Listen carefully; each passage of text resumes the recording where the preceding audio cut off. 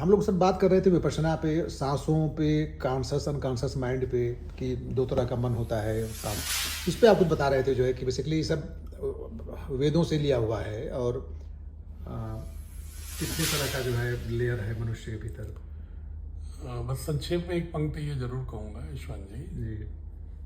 कि हमारी जो वैदिक संस्कृति की यात्रा है वो संगीता भाग से प्रारंभ होकर ब्राह्मण ग्रंथों और आरण्यकों से होते हुए उपनिषद तक का उसका 4 चरण माना जाता है। उपनिषदों में ब्रह्म की उपासना, प्राण साधना और शरीर के ही नहीं बल्कि मानव अस्तित्व के समग्रता में उसके परिष्करण का जो एक स्वरूप दिया गया है वो अद्भुत है।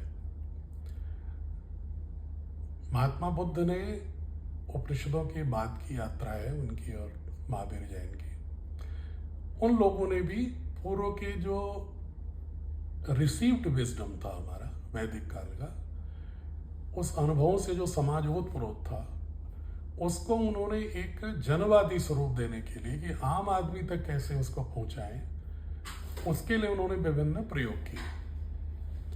विपश्यना एक अद्भुत प्रणाली है जो मानव मन को एक बृहत्तर, जिसको मैं कहूँ कि समग्र आनंद की ओर ले जाती है और समूचे उसके मानव के अस्तित्व में एक ऊर्जा का एक सहज प्रवाह कर देती है।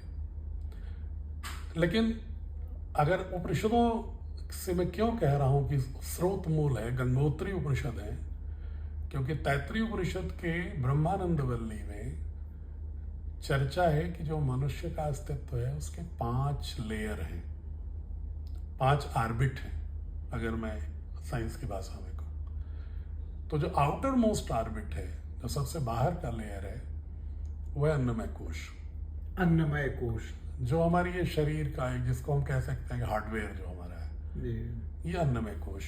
जी। दूसरा कहते हैं कि प्राणमय कोश, अच्छा।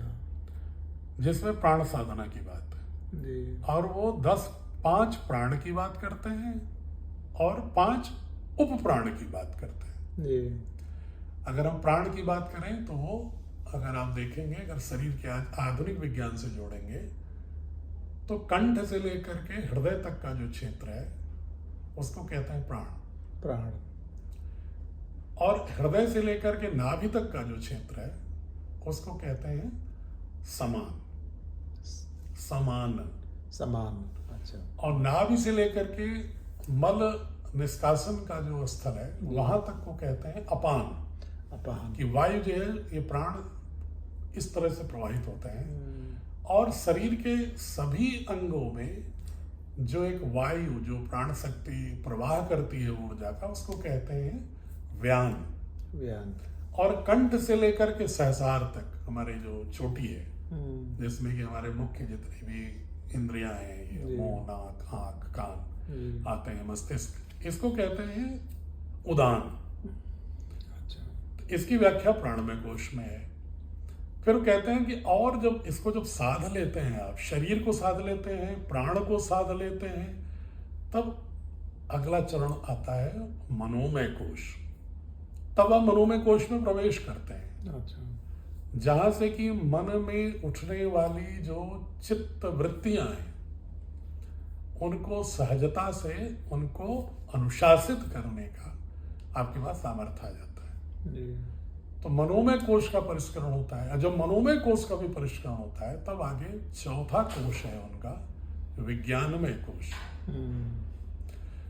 विज्ञानमय कोश कहता है कि जब आपके पास जो विश्लेषणात्मक क्षमता है, जो आपकी, जिसको आजकल बहुत ही आधुनिक भाषा में लोग बहुत प्रयोग करते हैं, क्रिटिकल थिंकिंग, कॉग्निटिव डेवलपमेंट, तो वो हमारे ब्रह्मानंद वल्ली का तैत्तिरीय उपनिषद का विज्ञानमय कोश।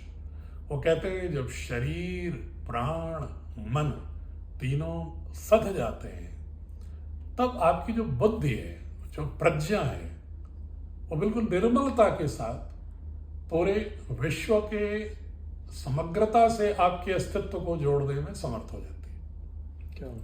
और कहते हैं जब विज्ञानमय कोश भी निर्मल हो गया तो इसके बाद का जो अंतिम कोश है, तो उसको कहते हैं आनंदमय कोश, ब्लिसफुल लाइफ,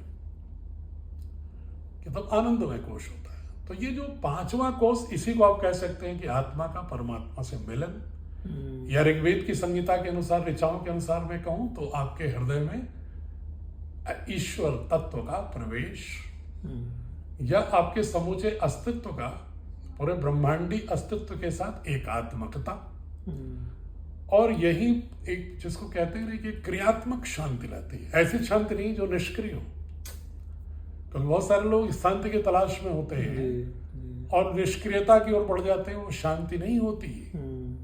मेरी दृष्टि में आप बताइए, ब्रह्मांड का कोई भी एक ऐसा अंश है जो अक्रियाशील हो?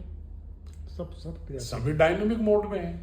ब्रह्मांड का एक एक घटक, बल्कि जो गतिशीलता में नहीं है और अनुशासित गतिशीलता में नहीं है, लयबद्ध ढंग से नहीं है, पारस्परिकता में नहीं है, वो अस्तित्वहीन हो जाता है, वो ग्रह नक्षत्र को में।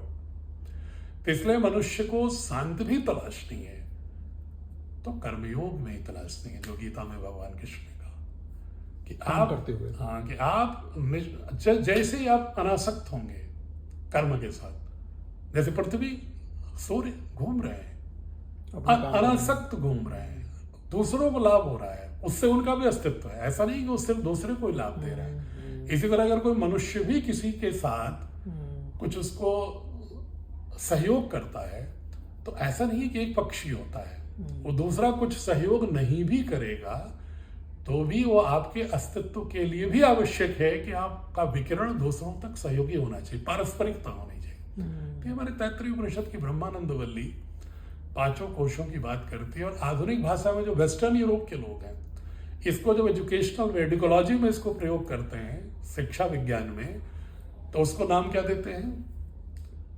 Multiple intelligence. और हमारे बहुत सारे लोग इसको प्राय प्रयोग करते हैं कि physical development, vital development, emotional development, intellectual development और स्पिरिचुअल डेवलपमेंट, इस तरह की पैकेजिंग करते हैं इन शब्दों को। लेकिन सारे जो पैकेजेस हैं, इनका स्रोत तो हमारे ऋषि प्रज्ञाओं का उपनिषद ही है। इसलिए हमें बच्चों को और हम सभी युवाओं को अपनी भारतीय संस्कृति के उन मूल ग्रंथों और वैचारिक निकष तत्वों से परिचित जरूर होना चाहिए।